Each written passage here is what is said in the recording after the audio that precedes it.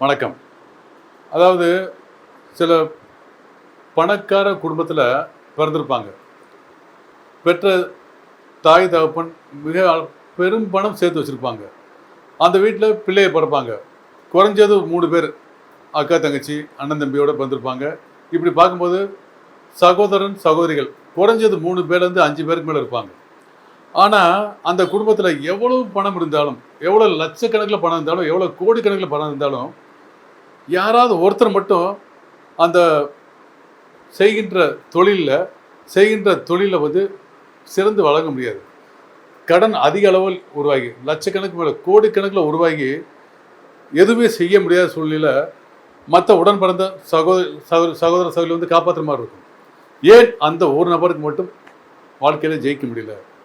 தாய் தகப்பனர் கோடி கோடியாக செல்வம் கொடுத்துருப்பாரு, பெரிய கம்பெனி வச்சு நடத்துவாங்க, ஜெயிக்க முடியாது. பல கோடி கடனாகி தனிச்சு நிற்பாங்க. இப்போ உங்களுக்கே தெரியும், சில பெரிய பெரிய பணக்கார வீட்டில் பார்த்தீங்கன்னாக்கா யாராவது ஒருத்தர் மட்டும் கடனாகி ஒருத்தர் மட்டும் பெரிய லெவலில் இருப்பாங்க. உங்கள் வீட்டுக்கு வேண்டப்பட்டவங்க உங்கள் சொந்தக்காரங்க நண்பர்களோடு நீங்கள் பார்த்துருப்பீங்க.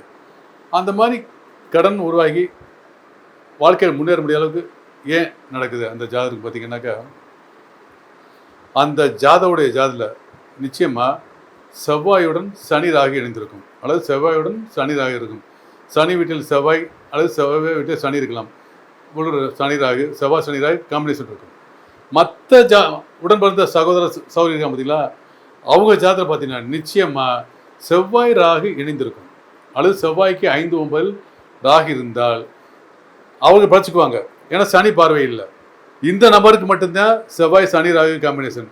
மற்ற எல்லாருக்கும் செவ்வாயோட ராகு இணைந்திருந்தால் செவ்வாய்க்கு 5, 9 ராகு இருந்தாலும் அவங்களுக்கு பாதிக்க மாட்டாங்க. இவர் மட்டும்தான் எவ்வளவு தொழில் முதலீடு செஞ்சாலும் கடன் உருவாகி அவரால் ஜெயிக்கவே முடியாது.